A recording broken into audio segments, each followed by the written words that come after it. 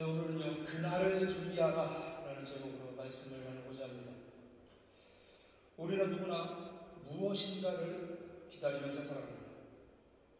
아이들은 방학을 기다리고, 학생은 졸업하는 날을 기다리고, 직장인은 승진하는 날을 기다리고, 또 휴가를 기다리고, 부모님들은 자녀가 잘 성장되는 날을 기다리죠. 중요한 날이 가까워질수록 사람들은 더 철저하게 준비를 합니다. 시험이 내일인데 공부하지 않는 사람은 없어요. 결혼식이 내일인데 아무런 준비도 안 하고 있는 커플은 없습니다. 그런데 성경은요, 우리 인생에 반드시 다가올 가장 중요한 날이 있다고 말씀을 하세요. 그날이 언제냐? 바로 예수 그리스도가 다시 오시는 날이죠. 예수님은 분명히 말씀하셨어요. 마태복음 24장 44절에 보면 이러므로 너희도 준비하고 있어라. 생각하지 않을 때에 인자가 오리라. 예수님의 재림을 말씀하신 거죠. 재림은요, 선택사항이 아니에요. 반드시 일어나는 하나님의 약속입니다.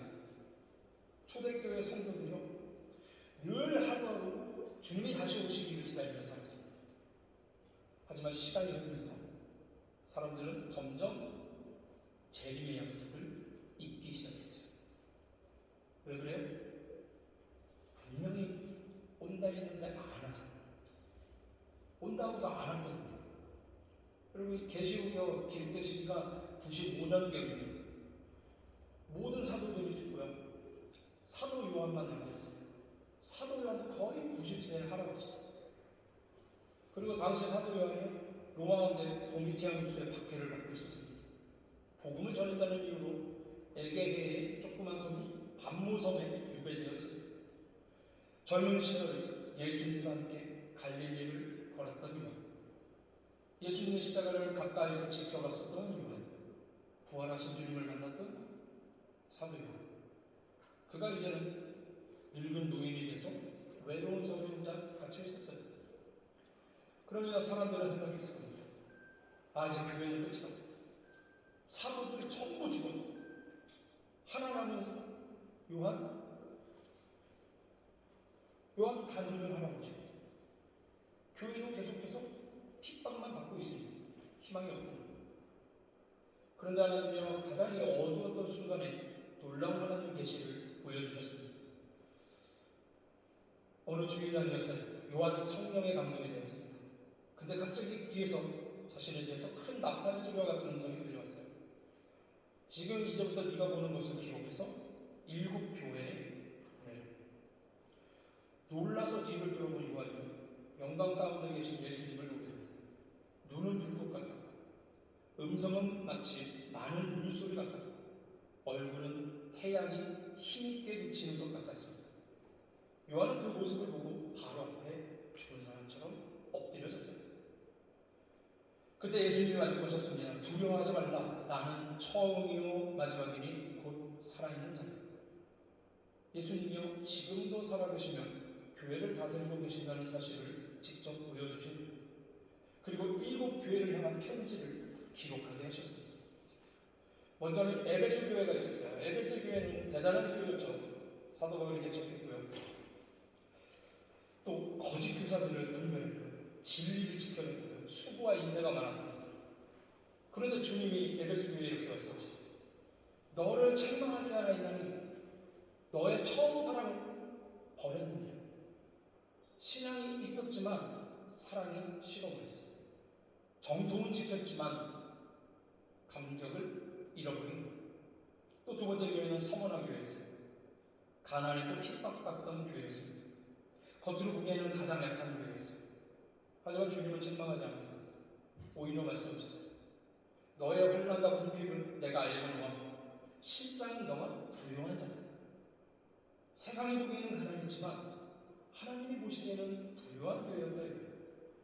또 3번째 교회가 버가모 교회였는데 사탄의 권세가 강했던 도시에서 믿음을 지키고 있었습니다.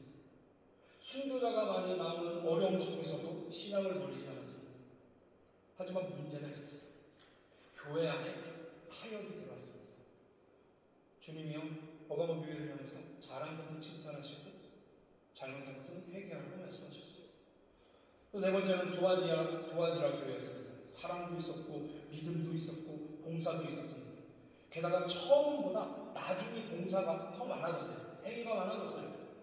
하지만 거짓 가르침을 용납하고 있었습니다. 열심은 있었지만 분별력이 부족했어요. 그래서 주님은 회개를 촉구하셨습니다. 이렇게 내 교회를 향한 말씀이 1장과 2장에 나타나 있어요. 그런데 이 내 교회를 향한 말씀을 보면 한 가지 사실을 우리가 알 수 있어요. 뭐냐? 주님이요 교회의 규모를 보지 않았습니다. 교회의 명성을 보지 않았어요. 주님은 사람들의 평가를 생각하지 않았습니다. 주님은 오직 교회의 진짜 영적인 상태만 보셨어요. 그리고 이제 다섯 번째 교회인 오늘 본문의 주인 사대교회로 시선이 옮겨집니다. 사대교회는요 앞의 교회들과는 또 다른 문제를 갖고 있었어요. 예수님의 재림이 지연되니까 신앙은 형식이 되었고 믿음은 습관이 되었습니다. 예수님은 그들에게 말씀하셨습니다. 너희가 살았다 하는 이름을 가졌지만 죽은 자로다. 겉모습은 교회였지만 실제로는 영적으로 죽었다. 잠들어 있다는 얘기였어요. 그래서 주님은 재림을 준비하고 말씀하시면서 재림을 준비하라면서 사대교회에 세 가지로 오늘 말씀을 해주셨어요. 그 중에 첫 번째가 뭡니까? 읽기어라. 깨달으라 해야지. 우리 오늘 보면 2절 말씀을 보겠습니다. 시작. 너는 읽기어 그 남은 바 죽게 된 것을 굳건하게 하라. 내 하나님 앞에 내 행위에 온전한 것을 찾지 못하였느니. 읽기어서 굳건하게 하라. 주님의 첫 번째 명령이 읽기어라 했어요. 깨달을 수 있게끔 가르치고 깨달아라 이런 것입니다. 정신 차리라고 말씀을 하신 거예요. 영적으로 바라보면 깨어 있어라 라는 것과 일맥상통하죠. 그럼 왜 깨어 있어야 됩니까? 잠든 사람은 위협을 알지 못할 때, 우리 자다가 만약에 집에 불이 났을 때, 아파트에 불이 났을 때 왜 죽는데? 타 죽는 사람 별로 없습니다. 자면서 나도 모르게 가스들이 들어가고 거기서 마비돼 죽는, 타 죽는 사람은 별로 없대요. 잠든 사람은요 위협을 잘 알지 못합니다. 구분을 할 수가 없어요. 예수님이요 살아계실 때 마지막 때를 말씀하시면서 계속해서 제자들에게 깨어있으라고 경고하셨습니다. 마태복음 24장 42절 말씀입니다. 시작. 그러므로 깨어있으라. 어느 날에 너희가 임할지 너희가 알지 못하느니라. 아멘. 그리고 겟세마네 동산에서도 제자들에게 말씀하셨습니다. 시험에 들지 않게 깨어 기도해라. 깨어있다라는 것, 단순히 잠을 자지 않는 상태가 아니에요. 영적으로 민감한 상태를 얘기해야 됩니다. 말씀을 들을 때 깨달음이고, 죄를 지으면 마음의 찔림이 자연스럽게 생기고, 성령의 음성에 반응하는 상태죠. 그런데 사대교회가 이런 감각을 잃어버렸다는 거예요. 교회는 있었지만 감격이 없었습니다. 예배는 있었지만 생명이 없었습니다. 봉사는 있었지만 뜨거움이 없었습니다. 오늘날 교회들도 이와 같은 위험에 빠질 수 있죠. 주일 예배 잘 드리며 믿음 생활을 열심히 하는 것 같지만 예수님의 재림을 생각하지 않습니다. 마라나타 주 예수여 어서 오시옵소서, 이걸 외치면서 살아가는 그리스도인이 거의 없어요. 재림을 기다리면서 살아가는 사람은 별로 없다는 거죠.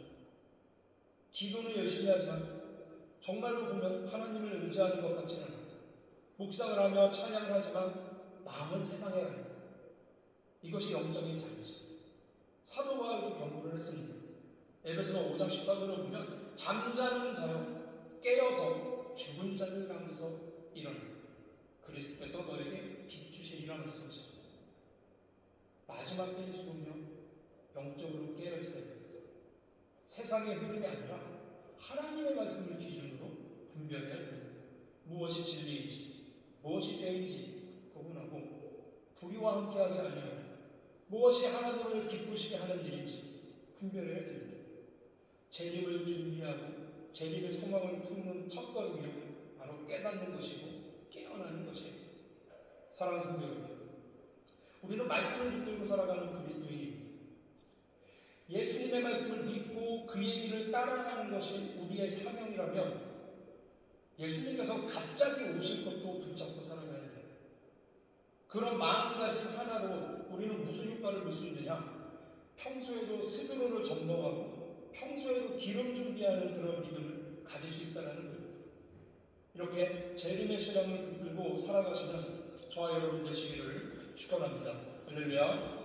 여기도 두 번째 명도가 있습니다. 예수님이 회개하라 말씀하셨어요. 3절을 보니까 생각하고 지켜 회개하라 말씀하셨어요. 깨어난 사람은요, 자신의 상태를 보게 됩니다. 그리고 자신의 모습을 보게 된 사람은 반드시 회개하게 되어 있어요. 주님은 사도교회에게 어떻게 받았으며 어떻게 들었는지 생각하라고 말씀하셨어요. 처음 은혜를 생각해 보라는 거죠. 처음 예수님을 여러분 영접했을 때, 뜨겁게 만났을 때, 중고등학교 때 수련회 가서 만났을 때, 기억해 보세요. 말씀만 들어도 눈물이 납니다. 믿어지지 않던 게 십자가? 그냥 사형틀 아니야? 그렇게 생각했던 이 십자가가, 예수님이 짊어지신 십자가, 거기서 쏟으신 모든 불과 피가 믿어지고 플러스 나를 위해 흘렸다? 그때 그 감격, 말씀만 들어도 눈물이 났죠. 기도만 해도 감격이 있었어요. 예배 시간이 기다려졌습니다. 그런데 시간이 지나면서 어떻습니까? 감격이 사라질 수 있죠. 그래서 주님이 에베소 교회에도 말씀을 하셨는데, 요한계시록 2장 5절 말씀 함께 볼까요? 함께 있습니다. 시작. 그러므로 어디서 떨어졌는지를 생각하고 회개하여 처음 행위를 가져라. 만일 그리하지 아니하고 회개하지 아니하면 내가 내게 가서 내 촛대를 그 자리에서 옮기리라. 에베소 교회에 경고하신 말씀입니다. 여러분, 회개는요, 신앙생활의 출발점이며 동시에 어때요? 평생의 과제입니다. 종교개혁자 마틴 루터는 이런 말을 하고 있습니다. 그리스도인의 삶은 날마다 회개하는 삶이다. 이런 얘기를 하고 있어요. 다윗 왕은 죄를 범하고 나서 이런 기도를 했습니다.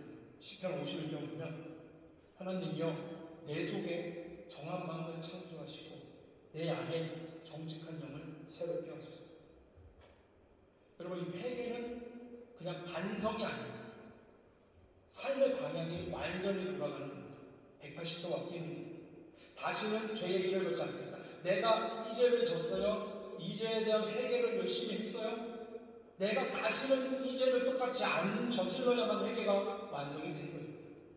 다시는 똑같은 죄의 짓을 짓는 게 아닙니다. 교만해서 겸손으로, 높은 곳에서 낮은 곳으로, 세상을 사랑하는 마음이 하나님 사랑으로, 무관심해서 순종으로 돌아서는 게 회개입니다. 그럼 우리가 왜 회개해야 됩니까? 주님이 오시기 때문이죠. 예수님은 말씀하셨어요. 3절 보니까 생각하고 지켜 회개하라. 만일 깨어있지 아니하면 내가 도둑과 같이 이르니. 도둑과 강도들은 어떻습니까? 예고하지 않습니다. 예수님이 오시는 그날도 마찬가지예요. 예수님은요, 사복음서에서 그리고 계시록에서도 계속해서 말씀하셨어요. 도적같이 온다고 말씀을 하셨습니다. 그러므로 매 순간순간이 어떻습니까? 회개의 날입니다. 내일이 아니라 지금입니다. 그리고 매일매일. 마태복음 24장 44절 보니까 예수님이요, 너희도 준비하고 있어라. 생각하지 않은 때 인자가 오리라 말씀하셨어요. 그런데 우리 예수님이요, 제자들한테 오겠다 말씀하시고 어때요 지금? 2000년 넘게 안 오고 있어요. 그래서 우리의 신앙이 어떻습니까? 더 잘 유지하고 점검해야 되는 거죠. 2000년 동안 안 오셨는데 에이 오시겠어? 이렇게 생각하는 마음이 대다수에게 지배집니다. 그런 생각으로 인해서 어떻습니까? 우리의 신앙은 점점 후퇴하게 되는 거예요. 믿음이 형식적으로 바뀌게 되죠. 느슨해지게 됩니다. 그래서 우리는 이 재림의 약속을 다시 한 번 더 굳게 붙들고 살아야 되는 거죠. 사랑하는 여러분, 예수님은요 분명히 오십니다. 베드로 사도가 했던 말이 있죠. 하루가 천년 같고 하나님께는 천년이 하루 같다. 그러면 하나님 입장에서 한번 그 말씀을 그대로 그냥 해석해보면 2000년? 하나님 입장에서 이틀밖에 안 지났을 수도 있어요. 그렇죠? 언제 올지 모른다는 거예요. 중요한 건 뭐예요? 이게 예수님이 승천하고 나서 그냥 환상을 보고 음성을 들은 사도만 기록을 해놓은 게 아니라 살아계실 때 이미 예수님이 다 말씀을 해놓으셨다는 거죠. 여러분, 다시 오시겠다는 이 약속의 말씀이요, 언제나 유효합니다. 다만 언제일지 모를 뿐이죠. 여러분, 바라보기를 회개하고요, 그러면 같은 죄의 길을 걷지 마시길 바랍니다. 우리 주님이요, 당장에 급하게 오시더라도 구원받고 칭찬받을 수 있는 저와 여러분이 다 되시기를 주님의 이름으로 축원합니다. 자, 그리고 세 번째 주님이 뭐라고 말씀하셨는지 한번 볼까요? 점검하라고 하셨어요. 마지막으로 보면 점검하라는 말씀이 있는데, 점검하라는 이 말씀이요, 본문에는 그대로 있지 않아요. 직접적으로 써있지 않습니다. 하지만 우리가 말씀을 통해서 정확히 알 수 있죠. 우리 계시록 3장 2절 말씀 한번 볼까요? 함께 있습니다. 시작. 너는 일깨어 그 나무가 죽게 된 것을 곧바르게 하라. 내 하나님 앞에 내 행위 온전한 것을 찾지 못하였나니. 아멘. 주님이요, 사대교회의 행위를 살펴보셨어요. 그리고 온전하지 못했다고 말씀합니다. 온전한 것을 뭐야? 찾지 못했다. 그 얘기 뭡니까? 제대로 된 게 하나도 없다. 그렇죠? 그러나 여기서 중요한 표현은 내 하나님 앞에, 사람 앞에, 하나님 앞에, 하나님의 말씀을 기준으로 본 거죠. 우리 사람은요, 처음 만나면 겉모습을 봅니다. 어쩔 수가 없어요. 그렇죠? 근데 하나님은 겉모습을 보지만 속까지도 보시는 분이에요. 중심을 보시는 하나님이에요. 사무엘상 12장 14절을 보면 사람은 외모를 보지만 여호와 하나님께서는 그 마음의 중심을 보신다 했어요. 우리는 종종 사람들의 평가에 민감하죠. 하지만 중요한 건 무엇입니까? 하나님이 어떻게 보시느냐. 고린도서 13장 5절을 보면 사도 바울이 이렇게 말합니다. 너희는 믿음 안에 있는가? 너희 자신을 시험하고 너희 자신을 확증해라. 그래서 재림을 기다리는 성도는 어떻습니까? 항상 자신을 점검하는 사람입니다.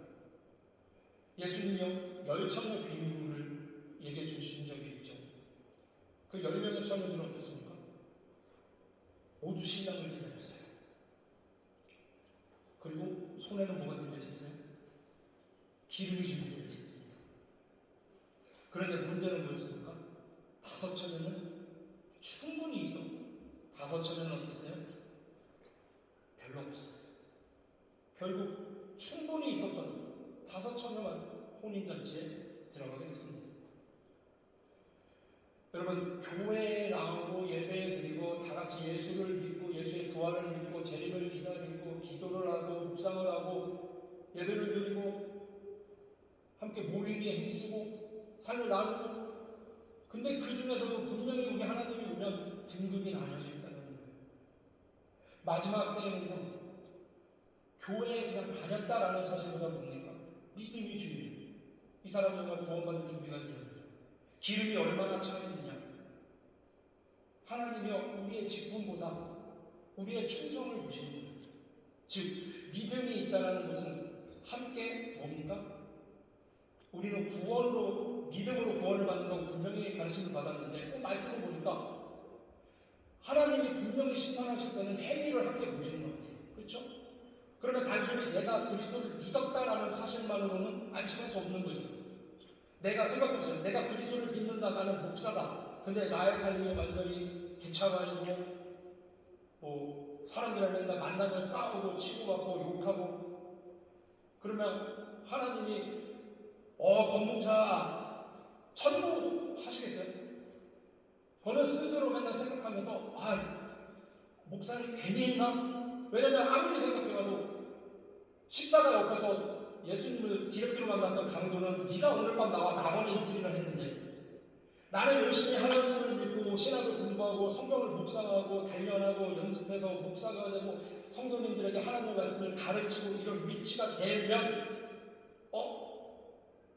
그냥 나도 모르게 느껴지는 거 있잖아요. 하나님이 나한테 요구하시는 뭔가 기준치를 더 높여줍니다. 그러니까 스스로 어떻습니까? 점검할 수밖에 없는 거예요. 가만히 있다가는 착하고 충성된 종아 얘기 못 들을 것 같아요. 그래서 믿음이 있다는 것은 어떻습니까? 그냥 믿으니까 천국 갈 거야 이게 아니에요. 자동적으로 따라오는 행동들이 그에 걸맞는 하나님이 기뻐하시는 행위들이 자연스럽게 수반된다는 거죠. 우리 주님께서요, 우리의 말보다 우리의 삶을 바라보십니다. 그러므로 여러분, 우리는 날마다 자신을 점검해야 돼요. 그런데 예수님의 재밌는 것은 이 사대교회를 향해 책망으로만 끝내지 않으셨어요. 놀라운 약속을 주셨습니다. 이 사대교회에 많은 사람들이 살아있는 자 같지만 죽어있다, 영적으로 죽어있다라고 말씀하셨지만 이 안에서도 이미 살아있는 자들이 있었어요. 흰 옷을 입고 있는 사람들이 있었다는 거예요. 그리고 5절 말씀 보니까 이기는 자는 이와 같이 흰 옷을 입을 것이요 내가 그 이름을 생명책에서 결코 지우지 아니하리라. 여러분, 말씀에서 흰 옷이요 구원과 승리와 거룩함을 상징합니다. 장차 천국에서 구원받은 성도들이 입게 될 영광의 옷이에요. 주님은 재림의 날에 준비된 자들에게 이 흰 옷을 입혀주시겠다고 약속을 하셨습니다. 사랑하는 성도 여러분, 이 날이 분명히 옵니다. 이 날이 어떻게 오느냐? 두 가지 종류로 와요. 하나는 뭐예요? 말씀처럼 예수님이 재림하십니다. 두 번째는 뭐예요? 내가 예수님 앞에 가는 거죠. 심판이 누구에게나 정해져 있습니다. 그날이와 생각보다 가까울 수 있어요. 그러므로 우리는 준비해야 되는 거예요. 깨어 있어야 돼요. 회개해야 됩니다. 그리고 자신을 점검해야 됩니다. 이 세 가지는 근데 누가 알 수 있을까요? 이 세 가지는 6절 말씀이죠. 귀 있는 자는 성령이 교회들에게 하는 말을 들을지어다. 귀 있는 자들이요. 귀가 있으면 말씀을 듣고 부족하지 않게 준비되어 있어라 라는 거죠. 귀가 있으면 그렇게 해라. 그런데 여러분, 귀는 어때요? 다 있죠? 그럼 문제는 뭡니까? 들을 귀가 있느냐? 들을 귀는 어디서 와요? 들을 귀. 한 귀로 듣고 한 귀로 흘리는 게 아니죠. 들을 귀는요, 마음에서 결국 나오는 거죠. 결단이에요, 결단. 결단은 어떻습니까? 내가 하는 것이고 영원한 숙제이자 싸움입니다. 그래서 여러분의 삶이요, 영적인 전쟁의 연습인 거예요. 사랑하는 성도 여러분, 귀를 열어 들으시고 말씀대로 살아가겠다고 결단하시기 바랍니다.